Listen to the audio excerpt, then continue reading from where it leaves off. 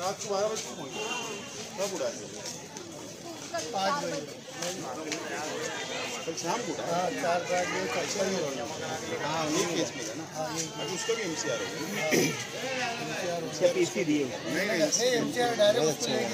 जान दे टेंशन में लारी पकड़ बोले नाम तुम कर लेने का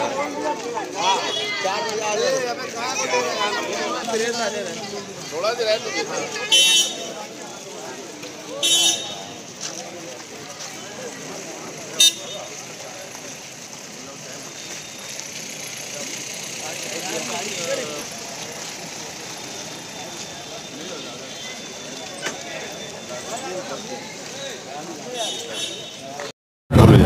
आयशा नगर पुलिस स्टेशन के कुछ लोग आज कोर्ट ने जुडिशियल कस्टडी में लिया है।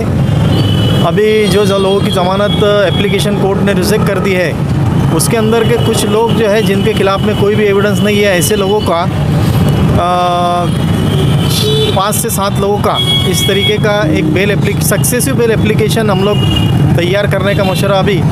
हमारे राष्ट्रवादी कांग्रेस के माजी आमदार साहब शेख आसिफ और हम लोग कुछ मशवरा करने वाले हैं इस ताल्लुकात से।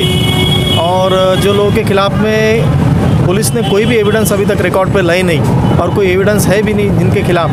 ऐसे लोगों की ज़मानत की एप्लीकेशन के लिए हम लोग अभी कोशिश करने वाले हैं आगे।